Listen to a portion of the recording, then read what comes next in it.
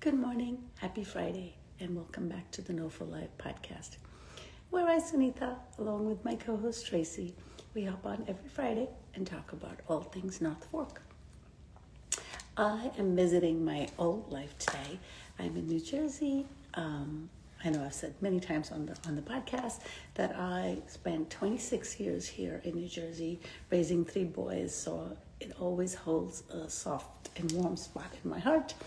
And I love that it's only about 2.5 hours away, so I can come back and visit all my friends.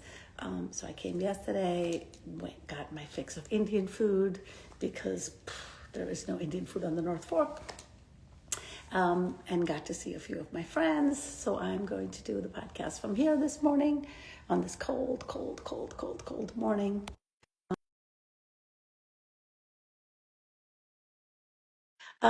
Speaking of a cold, our guests today are the North Fork Polar Bears. And yes, it's January. Good morning, Kim. How are you? Hi, good. How are you? I'm like, immediately January cold makes you think about polar bear plunging, right? Oh, tis the season. I mean, what else is there to do in January on the North Fork? Yeah, I mean this is a good way to get that energy, kick off the new year, and do something good for our local community, of course. Well, full disclosure, maybe for the past 2 years, I've kind of been, I don't want to say die hard, but I really have been going in the water a lot and enjoying the cold water. And it has really transformed the way I look at winter. Because I think once your body knows or experiences the depth of cold in like a cold plunge, I don't even need a jacket the rest of the time. I'm Right. good. Yeah, it's all about that perspective. That's great. But that being said, in 2025 or winter 25 and early 26, good morning, Tracy. I have only put my toes in. I have not yet put my body in. So All I right. am so so it's all like the memories are coming back into my body, but I think I'm ready for the plunge in January though. Good morning, Yeah. Tracy. How are you? I'm not ready. I skipped my annual New Year's plunge because it was 21 degrees that day and half the house was sick anyway, and so we skipped it, but I feel the same way. Like mentally now I don't know if I want Exactly, exactly. And I guess then I keep questioning myself, am I a polar bear even if I don't go in the water? Like, how does that work? Like, Well, I will say this for anyone watching who's debating about it.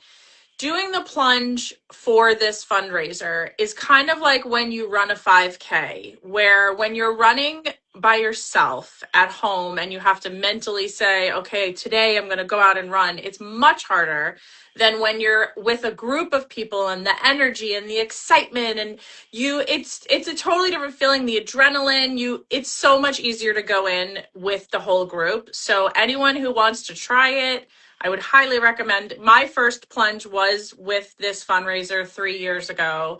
It's definitely much easier. And also you can go and change your mind if you don't want to go in. So well, Yeah. and I also feel you mentioned the 5K. I also feel like it's almost like going to the 5K and going to the starting line and then just running in and running out. You don't actually have to right. run a 5K. Yeah. Yeah.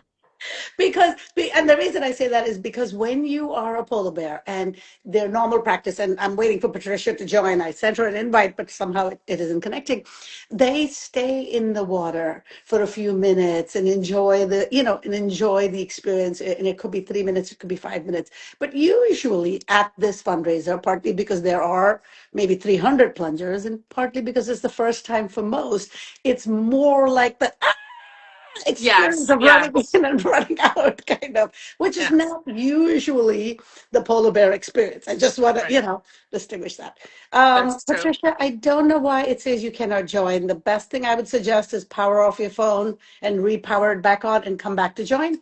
And we'll continue to chat with Kim. Kim, tell us a little bit about your background with the CC Marine program. Sure. Yeah. So I've been with Cornell Marine Program for about 15 years now. And when I came on board, I started working with our habitat team, doing a lot of eelgrass research and restoration. And I've since started the Back to the Bays initiative. We just had finished our 10-year anniversary year last year. So through this initiative, we do a lot of our, connecting the community with the work that my colleagues and myself do in terms of habitat restoration, shellfish restoration, different work with local species monitoring aspects, and overall literally giving back to the bays. So it's been a wonderful journey so far with the Back to the Bays initiative, and it's really great too that we get to do events like this, even paired with other wonderful organizations like CAST that also benefits from this event.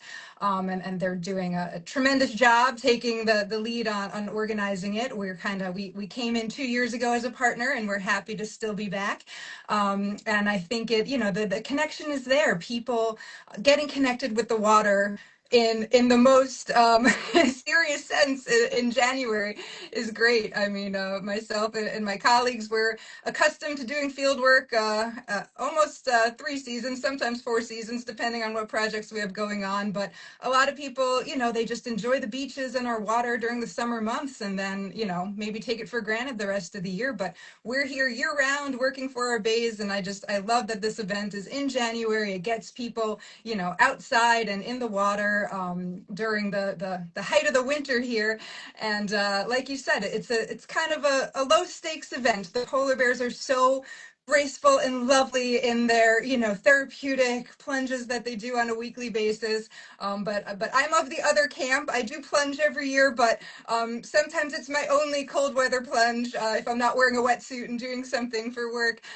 So going in there as a polar bear, no one should be scared. They're such a lovely group, and you guys could testify to that they really do help you through it, whether it's your first time or your 100th time. It's just the community aspect of it is really what it's all about. So no one should be intimidated. You should definitely, sign up. There's still plenty of time to sign up. We'll shoot out all that information, I'm sure. And if you do want to stay dry and warm, there's no judgment. You could still support us. You could sponsor a team. We have a Back to the Bays team going. We have plenty other individual and team and local business funding. We've been doing a lot with the local schools this year, so trying to get more of the high school student contingency and our youth going in there too. So there's so many ways you get involved, even if you don't want to take the actual plunge. The event itself is a really just, great community day. We have fire pits and hot cocoa and all sorts of things, and you could just come be a spectator and maybe make a little contribution or do it. I would encourage everyone. You have to do it at least once. If you never have, this is your opportunity. Sign up and come plunge with us. I agree. Kim, tell us a little bit about the work that you do. I mean, I've been to beaches all over the world, and I always say that Long Island really has some of the best beaches, the clearest water, the finest sand. Tell us a little bit about the work that you're doing to keep that experience for us, because I know it's not just about the bay. It's what we experience is a benefit of what the work that you do. I'm sorry, 1 second, Kim. Patricia, it still says you can't join. So I don't know if you can hear the podcast, but either update the Instagram app or power off your phone and try again, or switch to the Patricia account and see if that lets you log in, because I keep accepting and it says you can't join. Sorry. Oh, no. I know. It's like, I don't know why sometimes it does it, and it's very frustrating. Okay, Kim, back to you. Yeah, so no, to address Tracy's commentary there, it's true. I mean, we live on an island, and part of the appeal, especially for the North Fork and East End in general, where Back to the Bays is most of our work. We want people to appreciate these resources and utilize these resources. And a lot of what we do at Cornell too is, we support that maritime heritage and industry too. If you enjoy local seafood, we have some of the best, local sustainable seafood. We have an incredible, contingency of oyster growers growers throughout Long Island as well.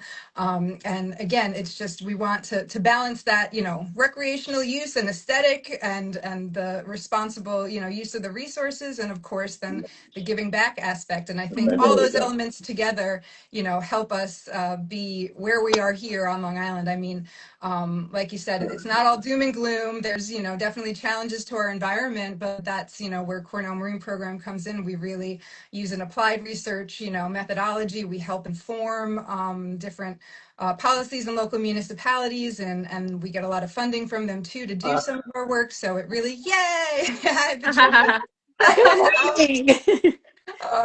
Yes, I could stop yapping all about Back to the Bays in Cornell. Oh no, I want to hear more. Wait, no, I have a question. I have a question about the Back to Base. You guys recently did an event, I think it is with the polar bears, where you're planting eelgrass or whatever. It looked beautiful, and I have done that on the shore. But that is something you also do as part of the Back to the Base, right? So can you talk a little bit about that?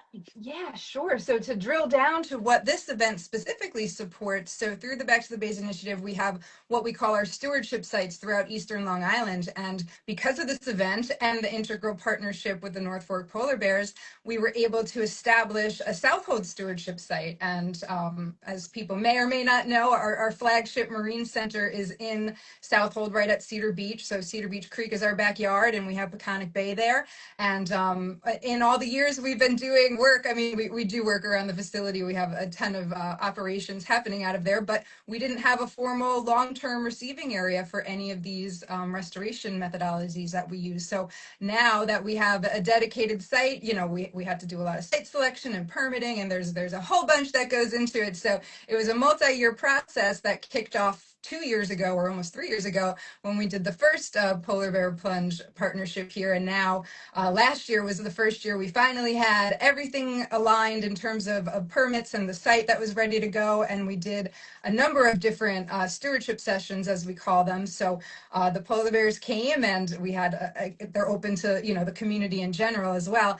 But we started a new spat-on shell oyster reef. So spat-on shell is, we use recycled shells that we do from our collection program, and our hatchery folks set larval oysters on there, and they then grow up and become a reef when we put them out there. So we have all this great spat-on shell oyster that we produce at the Marine Center there. And now we have a receiving area again right in Cedar Beach Creek. So we had everyone come out on their kayaks and paddle boards, and we paddled and planted, and then we did the same thing with the clam seeding. So we seed, how many, I forgot what the tally was, approximately, of baby clams that we put out there too. So we did that. And yeah, in years past, we've done the eelgrass restoration.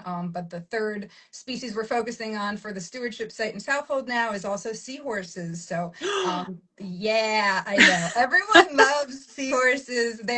We definitely use them as one of our ambassador species, also to raise awareness of the importance of habitat in eelgrass, which is their preferred habitat. But we've seen a lot of habitat loss of eelgrass. We're doing a lot to help restore that and combat those challenges. But in the meantime, we're also doing a lot of seahorse conservation. So we have these seahorse hotels, as we call them, that we put out there. They're basically kind of repurposed aquaculture gear that the seahorses like to wrap their tails around and use as habitat the same way they do with eelgrass. So we were able to put a series of these off of our Marine Center in Southold to be monitored, and seahorses have site fidelity. So the idea is, if we keep putting these structures out there in areas, especially where eelgrass doesn't exist anymore, we'll hopefully be seeing seahorses come back year after year there. Oh my God, that is so exciting. So in the ᴘᴏʟᴘ Bay, eventually we might see a seahorse, is what you're saying. Well, they're there now. They're very elusive creatures. But if you Oh my talk gosh. to divers or oyster growers or people that are out a lot, we get reports, and that's another thing we're leaning into this year. We actually have a good citizen science element of this. So we have My colleague Kim Manzo, who heads up our Seahorse Initiative, she has a whole, survey and tracking system. So we want to get a better idea of the population dynamics. So there's a mechanism to call in to report a seahorse sighting. And we always Oh say, my goodness, I love if you it. pull them up accidentally, please just, take your quick photo, but put them right back in the same place where Yeah. you found them. Because again, they have that site fidelity and they want to be where they are. But yeah, the northern line seahorse, it's our native Wow. species. A lot of people think they're just these, southern tropical creatures, but we have our own native species up here. So yeah, so we're I have a fun little seahorse story. So I was on Fire Island. I spent a lot of time there, and my nephew, as any teenager likes to do, picks up seaweed and throws it at you. And he picked up seaweed to throw it at me, and he was like, he calls me Titi, and he's like, Titi. And of course I'm like, stop, stop. And he's like, no, look. And he hands me a seahorse, and I come running out from the ocean to everyone on the beach screaming, it's the unicorn of the sea! It's the unicorn of the sea! I was freaking out. I was so I've never seen one in the wild, ever. And I am like a major, major beach person. I was so excited. I was so that excited.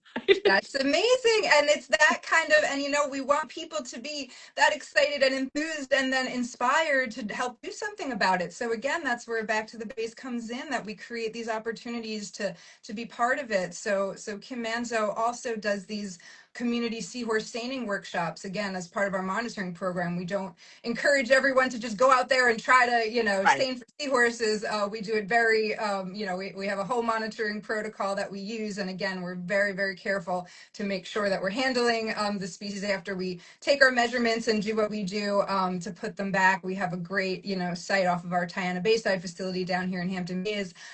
We have a big restored meadow that we've been working on for years and years and years. And we have several seahorses that we see every year in that area. So that's where we do some of our community programs and some of our research there. So we're, again, hoping to extend that out throughout areas off the North Fork and elsewhere throughout the East End. But unicorn of the sea, that is so true. And things like mermaids and the mythical Yes. creatures, but Yes. it's also reality.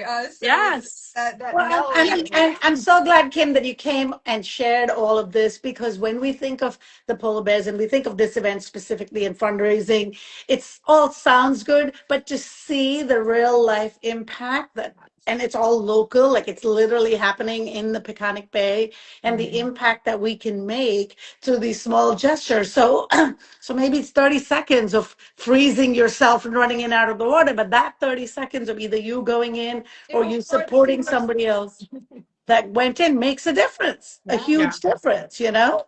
Yeah. No, I appreciate that. And again, it's a very targeted, every dollar that we get from this event is supporting all of these species and this work that we're doing. So it's not just going into some general fund somewhere or, who knows what. It's you're really giving back to the bays right here in your North Fork community. So this event is really important to us and to, keeping that Southwold Stewardship site going. And the polar bears have just been wonderful with that and raising the enthusiasm. So the idea is these are long-term, at least 10-year, sites once we establish them. So we look for these long-term, funding sources and support, because we really rely on private fundraising. We do some grant fundraising and have some great local foundations that support us.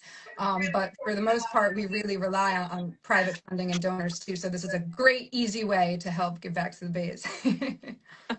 Well, sounds like we're having some fun technical difficulties Yeah. today, because I can see some polar bears very cozy in their warm Yes. home today, They're as enjoying opposed it to, while they but, can. good morning, Patricia, Dab, can you hear us? No, they seem to be No, frozen, which they're is such a frozen. No. shame, because All right. they Well, keep Kim, coming I'm going to back. ask you another question. So, for someone who comes to the plunge, gets interested in what Back to the Bays is doing, what are the volunteer opportunities? How do they get involved and get in touch with you? And are there any kid activities? All very great questions. So everybody who signs up to plunge is actually going to get a complimentary Back to the Bays Steward package. So there'll be a postcard in your plunge package that all the registered plungers get, and that's going to have all your information. So our stewardship program, as we call it, our volunteers, we try to get everyone channeled through the steward program, and it's just a $25 a year contribution. So that's free for all the plungers. It's $25 value, and that gets you access to all of our stewardship sites and involvement opportunities. And also you have the opportunity to pick which, site is closest to you, and we put you on a dedicated mailing list so you could get all the information and scoop on what's going on at your closest stewardship site, or the one that you want to help work at, and first access to all of the different stewardship sessions that we do. So specifically the ones that involve, kayaks and paddle and planting, those are very popular. Those get preferences to our people that are in our steward network. And then, we want the general public to come as well. But the best thing you could do is go to backtothebays.org and register as a steward. And then you're in our network, and then you'll have you'll be in terms of all the great opportunities that we have. But we also have all of our public opportunities on our website, and we just started our Back to the Bays social account last year, so we're still growing that. So we encourage you to follow us if you're not already, because we post our weekly events happening. It's a little slow this time of year as we're planning and getting ready to launch, but so much stuff to go on. For youth education, we do a variety of summer camps. We have one at ᴘᴏʟᴛဃ, at our Southwold facility there. We have one down here in Hampton Bays, and actually throughout Suffolk County, but we have some great youth education programs. We're in the schools. We do a lot in terms of classroom-based education. We have a big grant right now that is allowing us to do rephrasers and meadow makers curriculum in a bunch of the North Fork schools. So ᴘᴏᴛဃ, Southold, and Riverhead. Our educators have been out there talking oyster reefs and habitat restoration. So again, all of this is really, that community education and youth through adults, retirees, and beyond. We're partnering up with ybᴇᴛဃ Landing this year as well. So we're going to be offering a bunch of field trips for their clientele base too. So again, we try to get everyone involved, and through Back to the Bays and Cornell Marine Program in general. My colleagues from other programs and initiatives do various types of events and education sessions too. So I encourage you to just follow us, check our website out, and the best thing you could do is become a Back to the Bays steward, because then you'll really have the inside scoop on what's going on and how to get involved in a meaningful way. Amazing. Okay, let's talk about what we know about the event that day, because for some reason Patricia and Dav can't seem to join. But it is Sunday, January 25th. January 25th. I believe the plunge is at 10 a.m. And yes, they're very prompt, so everybody will go into the water exactly at 10 a.m. I think registration starts at about maybe 8:30 in the morning, so get there early. There's going to be obviously a lot of community, but there is hot cocoa and hot chocolate and a hot sauna for after. And bungee box there, yeah. Yes, and I've experienced that once a couple of times at the normal polar bear plunges. And a lot of people that actually do polar plunges will go back and forth between the hot and the cold. So, I mean, if you're feeling brave enough to try that experience, Patricia saying, please plan to arrive by 9:30. So this way you can get ready into your gear and, or be prepared to go in. The website is really good for the North Fork Polar Bears with this event. They have a whole bunch of frequently asked questions, like what should you bring? Really, you don't need to bring much other than your bathing suit. Yeah. And bring something easy to get into. Also for women, your mind might think I'm going to wear a one piece because I want to cover as much of my body. I actually suggest wearing a two piece because it's easier to get out of the wet clothes while on the beach with like a towel around you or a big coat. And, if you're not a normal plunger and you don't have one of those like plunge coats that everybody wears, just bring your biggest winter coat and you can throw it on around your bathing suit. I always bring a pair of slippers with me, so I throw those on because the feet are like one of the ones that gets really, really cold. Bring gloves to put on after so that your hands, and then, just bring something that's easy, like a big comfy sweat outfit to just throw on after so that you're in dry clothing when you get out. That's the Yes, biggest I thing. think that Yeah. that's the key. Be there, ready to go at 9:30. And again, on the beach, you could set up. Last year, set up my little. I brought this big, obnoxious, like regular bathrobe because I don't have a big fancy polar bear coat.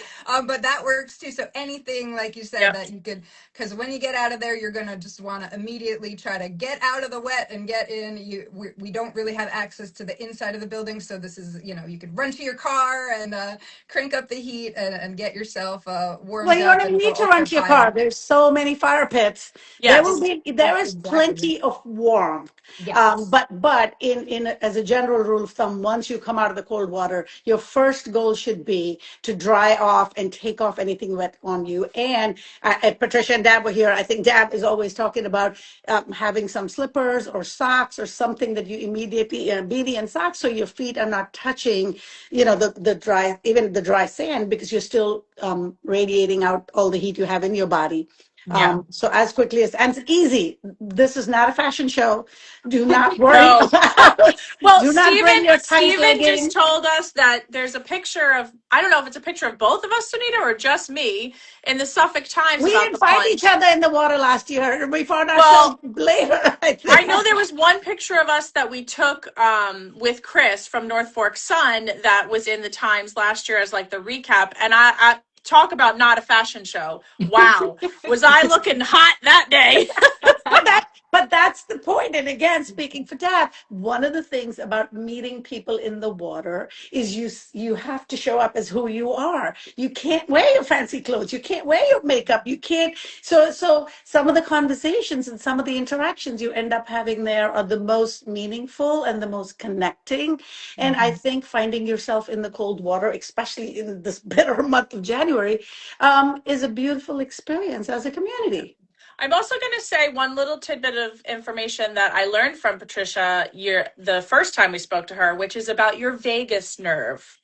And that is a nerve that is up here on your neck. And so, again, your mentality might be, I'm not going to go deep. I'm just going to go up to my waist. But apparently, our body, there's a nerve here that when it gets cold, it actually starts warming up your whole body. So it actually is better to go up to here because this will tell your body what it needs to do. So that's something I literally never knew that word. And I think about the vagus nerve all the time now. Patricia, thank you.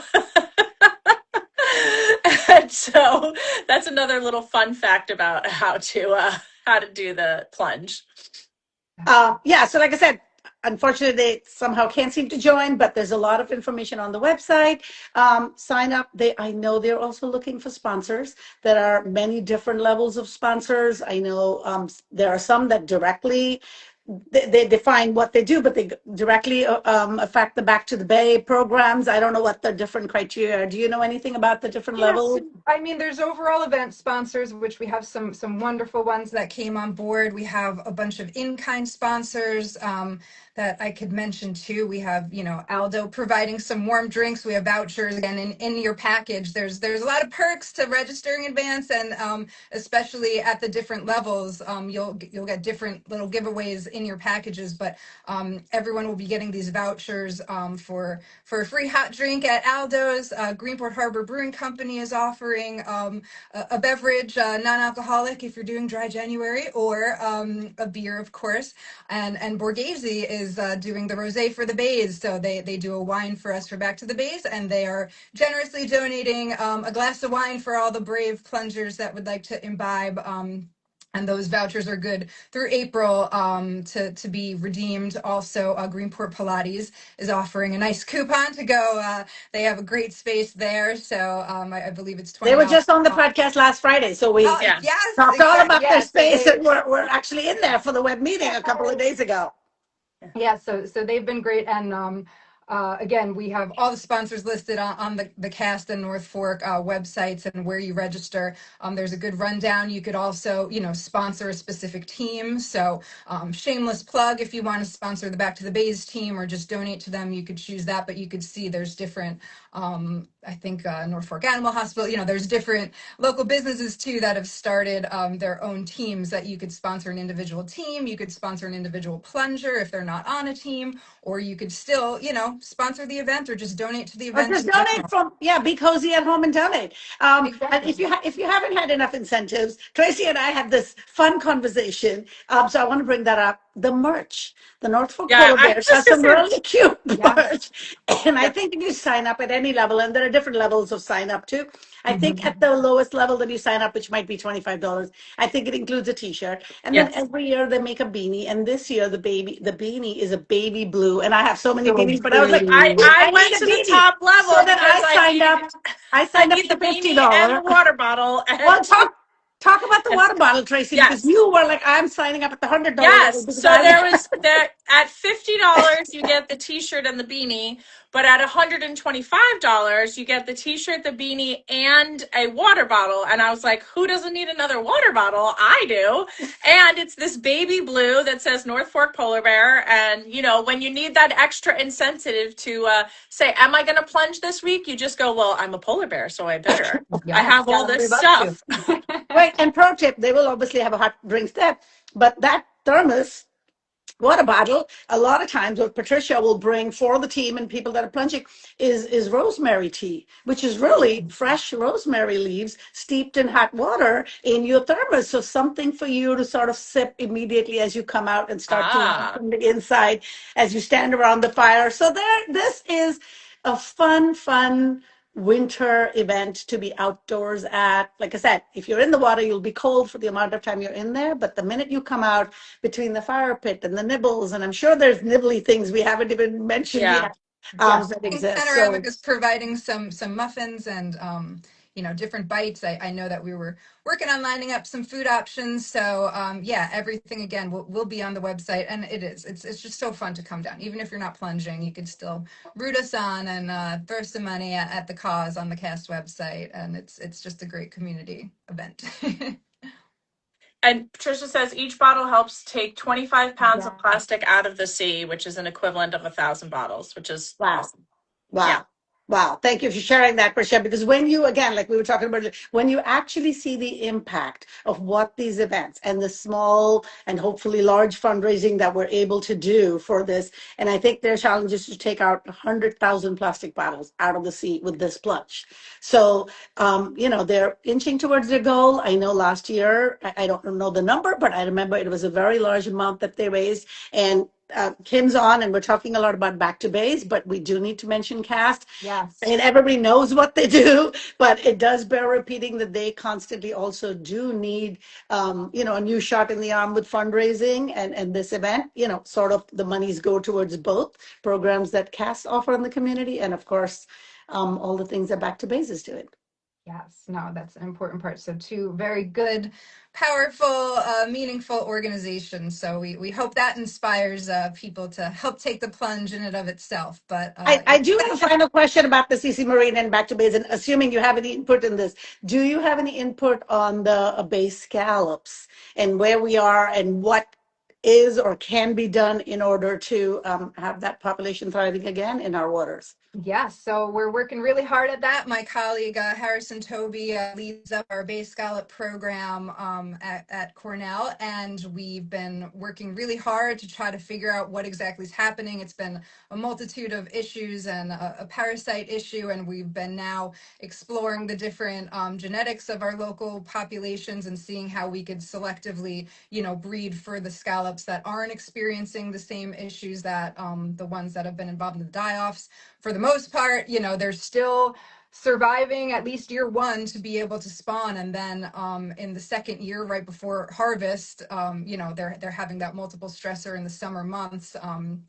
With things that are going on. So the important part is, we don't want the population to crash entirely. So we get a lot of funding from Suffolk County, from the local towns to keep our Bay Scallop restoration program and research going. So when you're going out to Orion on the causeway, you'll see all those buoys. That's where our big scallop sanctuary is. So that's where Harrison and his team tend to, hundreds of thousands of Bay scallops that we spawn in our hatchery in Southhold and then keep going and growing out again, for restoration purposes. And then, Harrison's, again, working with SUNY Stony Brook and other regional partners on the research aspect of it, and really trying to get to the heart of what the problem is and fix it. And that's really what Cornell Marine Program do. It's applied research. So there's a lot of science base behind what we do, but we also want to make sure we're helping the resource along, and not just, doing research for the sake of research. It's actually, with a cause and a result, hopefully. So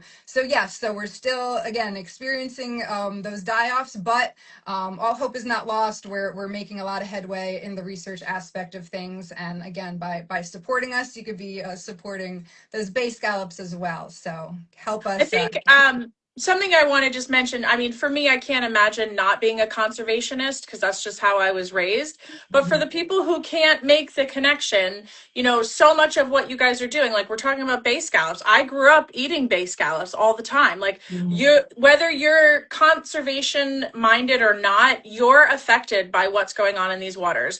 What the menus you're seeing out at restaurants are changing because we can't support them anymore. The wine's changing in taste because the soil is changing. Like everything is all connected. And even if you aren't, like I said, conservation minded, which again, I can't even imagine not being conservation minded, but you are affected by all of this. And this research that you guys are doing is helping us understand what's happening and why and how we fix it. Exactly. Yep. So it's so important, and everyone should care. And just, again, making that connection. What you're doing on land also impacts what's happening in our bays. So, being a good steward of your property, making sure, your septic system isn't failing, you're not overly fertilizing your lawn. And, there's so many different just actionable things, small things you could do, on land. And then, of course, helping us actually in the water. So creating, we've created these pathways to stewardship and these opportunities that you could feel empowered that you're actually, doing something. But whether or not you're coming to our events and sessions, there's, small steps that you could take, at home, and just being a good steward of the planet, as we're all hopefully trying to be. Yeah. So let's just wrap up by telling everyone. So the Give Smart page, you can register. You can go to the North Fork Polar Bears Instagram or website and register through there. The CAST website. Or the CAST homepage. CAST homepage. is really the one that's managing the registration and the sign up. So you go through the CAST website. And I think Dad mentioned that 100 plungers have already signed up. I think last year there were about 200 or 300. So I think in this week, we've inspired. There's still a week to go. So we hope we've inspired some people to sort of be brave, take the plunge. It's also, I mean, I would kind of say it's kind of like the kickoff, to see and be seen event of the North Fork to start the year. Yeah, I would say get out there. And it's that, Mattituck's Park District has been so, kind to us. Veterans Beach, it's a great location at Veterans Beach there in Mattituck.